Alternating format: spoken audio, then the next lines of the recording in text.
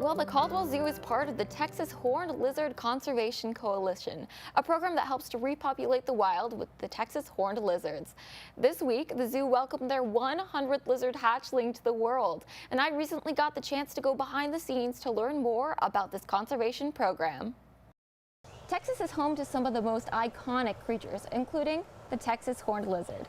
I'm here at the Caldwell Zoo with William Garvin, Supervisor of Reptiles, and Paul Swen, Brand Director. Okay, so why do we call these guys horny toads when they're actually lizards? That's a good question.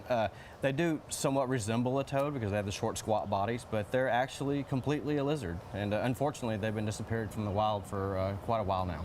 That's sad. Are they endangered? Well, they're listed as threatened.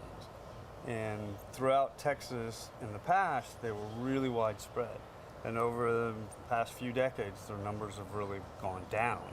And that's why we started this center, which is a breeding program that William and his team do to breed these here and then release the hatchlings into the wild to boost the wild numbers. Well, let's go check out the center and learn a little bit more about these hardy Texas creatures. Oh, look at these little guys. How old are they? These guys are almost 2 weeks old now. We're inside the Texas Horned Lizard Conservation Center, and this is where we bring the eggs to incubate them, and then once they hatch, we fill these tanks up with hatchlings, and we come here and spend a lot of time taking care of them, mostly just feeding them because they're hungry all the time. What are some of their favorite foods? Well, they eat just about anything that's small enough for them. We feed them fruit flies, several varieties, pinhead crickets, which are very, very small. And then we go out in the woods and actually try to harvest termite larvae to bring to them because they just love termite larvae. Wow, you guys are really going out and foraging for their food. What is the biggest threat to their conservation in the wild? Well, habitat loss. People move out into the suburbs and in the wild lands, they lose their land, right?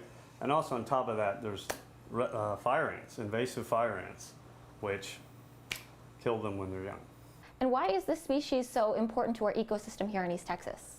Well, it's our state reptile, and it's an iconic species.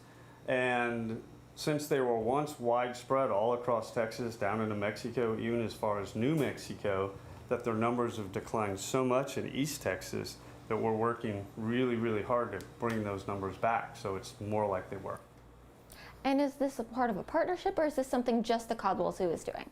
For the last 4 years, we've been part of an organization called the Texas Horned Lizard Conservation Coalition, and that's got a lot of different components to it. TCU helps us out with that, with our genetics work. Texas Parks and Wildlife is probably our biggest supporter. They have wildlife management areas where they've done habitat restoration to make everything just perfect for these guys when we release them. And then there's some other zoos that are also part of the program, and they raise as many hatchlings as they can, so we can put all of our hatchlings out there and hopefully get the population to increase and bring this iconic species back the way it used to be. That's awesome. Well, if you want to learn more about this iconic species, come on down to the Caldwell Zoo. I know they'd love to see you.